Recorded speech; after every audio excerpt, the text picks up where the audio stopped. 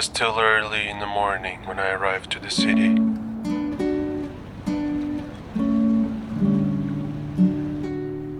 The sky was just beginning to open up. I got out to shoot right away.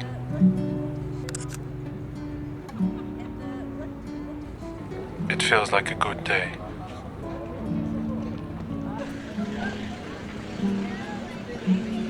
I have been wanting to come here for a while. It's a city with a particular charm and a different character from Lisbon. This is Ribeira, the city's oldest neighborhood. A strip of restaurants spread out over the old docks. Perhaps too overwhelming to begin the day on. I go in to explore the old arcades, to find a labyrinth of alleys and levels. The noise tones down. There's a local atmosphere here, and even the tourists feel a little bit lost.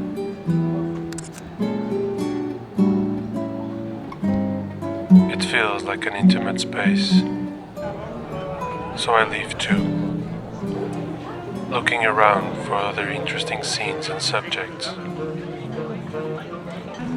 I'm here because I want to capture the character of the city through its people. Not a new idea, but it's always a good one. But it can be hard to do that here now, so I keep moving. There is more to explore. It's good to move into the back streets, as it can be hard to find a scene in the busy crowd. There is often too many elements on the move, unless the scene is properly staged already, like a university band asking for funds.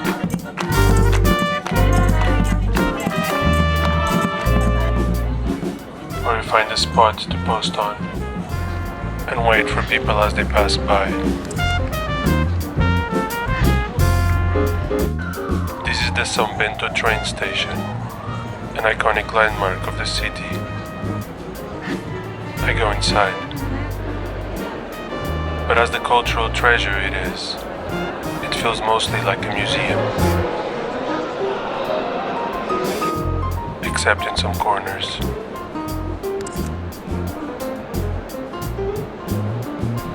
I think when you arrive in a new city, the locals always seem more interesting. They often seem to dress and act differently.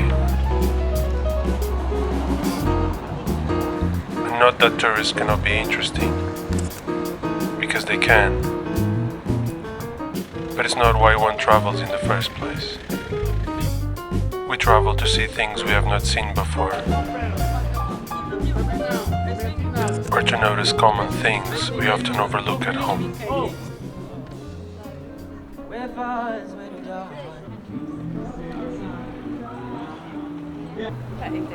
This is Porto's cathedral, one of the oldest buildings in the city. I go in because I'm also a tourist after all, and I'm fascinated by history.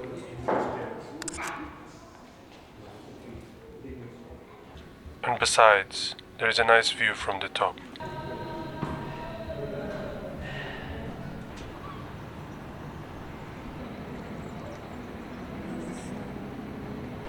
These days, I think I'm often attracted to capture things that seem exotic in some way. There seems to be something valuable in that, leading to a constant selection practice to capture people that have a strong visual character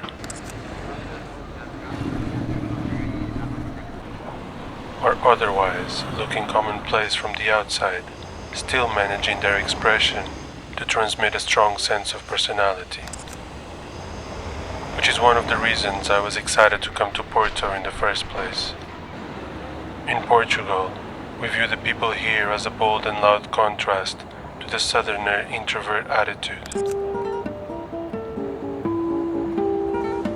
This market is another landmark of the city, and it has been renovated recently. The light was hitting the open space quite nicely, so I waited for a scene. This place was once the busiest market in the city, and even though it's now quite touristy, it still keeps a bit of its original personality. The staircase, for instance. I remember people eating here 20 years ago. Upstairs is pretty empty still. It's a good place for a little break.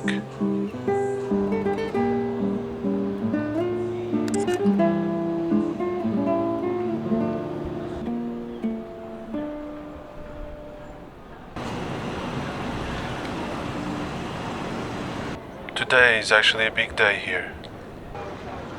It's the 25th of April, the day Portugal celebrates the end of a long dictatorship that lasted for almost 50 years. People take to the streets with carnations, the symbol of freedom. Sing songs against oppression.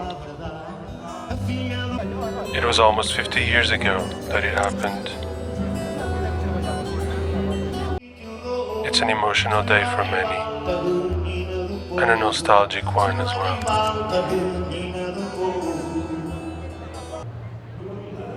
But life keeps going.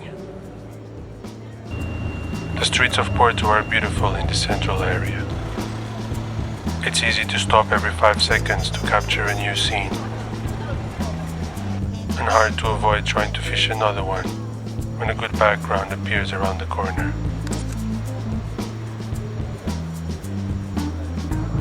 There is a little open mall around here that can yield some interesting scenes. A little bit of modern architecture. It's near the very famous Lelo bookshop. Always a crowded place. It has a garden rooftop with a bar, where some tourists stop to relax. And if you're lucky, you can get a parade pass by. Talk about interesting character. Or was it a protest? Sometimes it's hard to tell the difference. I keep going. And there is another church here. I find that there is always interesting light in churches. But I also think I should here, because I'm attracted to images that look like paintings in some way. Perhaps it's because they seem to cut off most of the modern world objects, making the scene look like it belongs to a different era. I like when places are able to evoke specific ideas. Like here, in Casa da Música, a futuristic looking concert hall. This minimalist looking sort of location is a perfect environment to work with juxtapositions of scales, using the larger than life size of the building, of colors, as you have an almost studio-like backdrop that stays constant and clean, and shapes, taking advantage of the irregular angles it draws in space.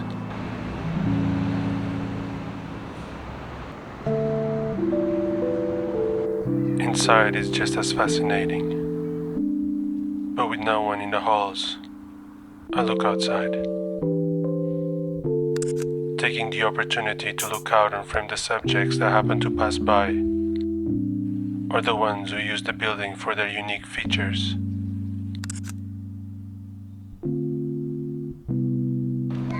is a place that feels completely different from the rest of the city.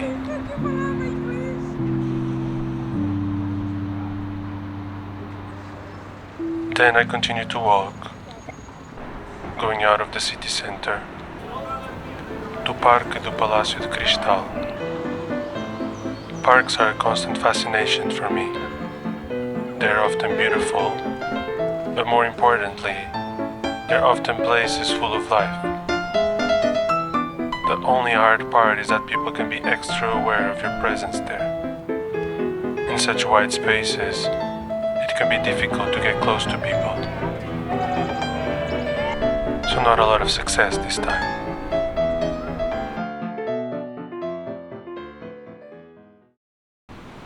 The seaside, however, can be a different story. Maybe it's because people are mesmerized by the sea and the sun so much. It makes them more distracted, less preoccupied, and even relaxed. It makes it easier to shoot here. Even when you get close to people and you think you might get caught, they might not notice you. They might be having too much fun, for instance. Like this group of men playing cards on the rocks. I was there taking their picture for a good amount of time, and they didn't seem to oppose to it much. Or maybe they were just used to the attention.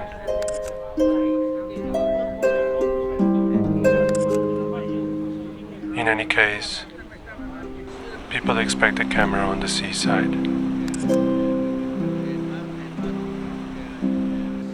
There is a nice stretch of coast here in Porto. There is a good walking path. There are bars and restaurants, sand, and observation piers, like this one, to watch the waves crash up close, and for fishermen to stand. There are places to sit and enjoy the sun.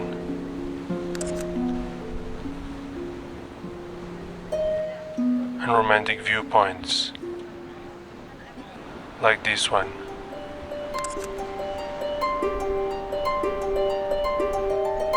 With a Greek design that suddenly creates a very dreamy scenario.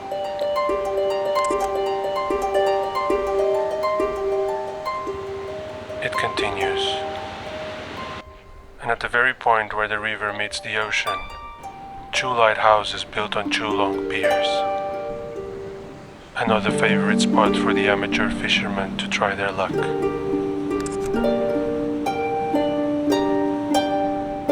And for anyone who wants to come and see the waves crashing against the massive stone walls.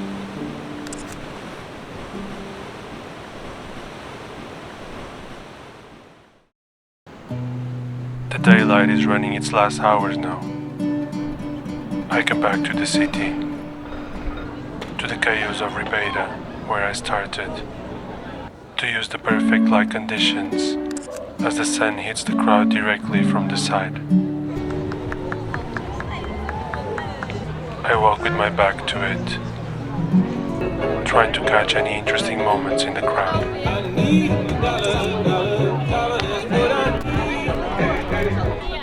Filtering through the constant movement to discover a little intimacy.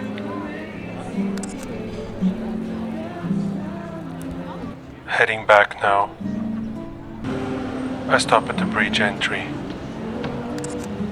looking for interesting moments in the crowd. I cross the river. Everyone seems to be taking a break. Well, almost everyone. I walk back, taking one last view of the river in sunlight, maybe already thinking of rest, before the night falls and it's time to go out again. Even though the city is still lively, Porto has a different character at night. It's as if the picturesque veil falls and the grungy underground surfaces. It's not busy here on a weeknight. It's quiet and mysterious. And even though it feels a bit like a ghost town, Ribeira is still a populated area. People have their dinners and drinks, but there are more empty spaces, more isolated characters, more space to breathe now. The narrow streets of the old neighborhood have a bleak decay about them. An interesting mix between very old structures and new ways of expression. The locals are now coming out to reclaim their space.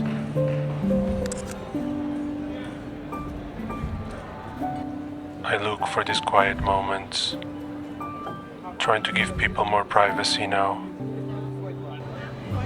to have their moment.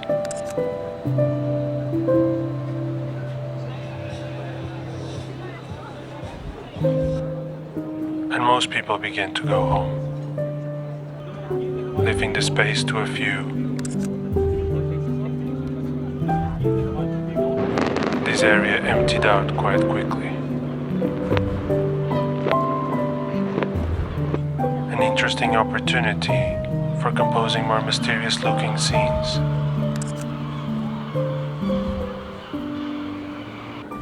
The nightlife is higher up the road.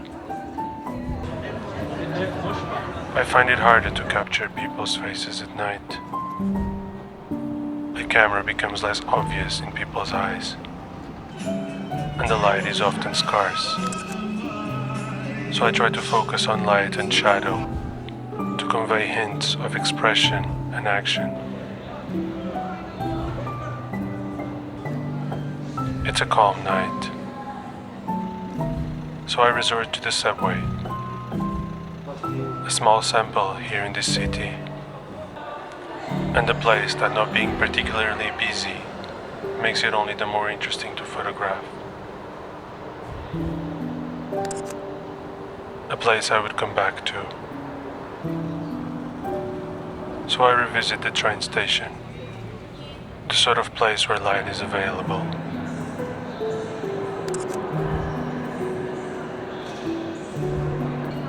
There is something mysterious about a train station late at night.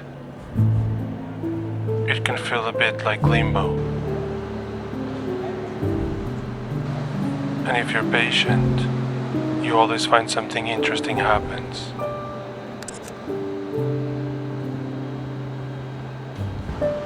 Things seem to slow down, or even to stop completely. It can feel dreamlike. It's the end of another day. Time to retreat, to reflect, and to rest.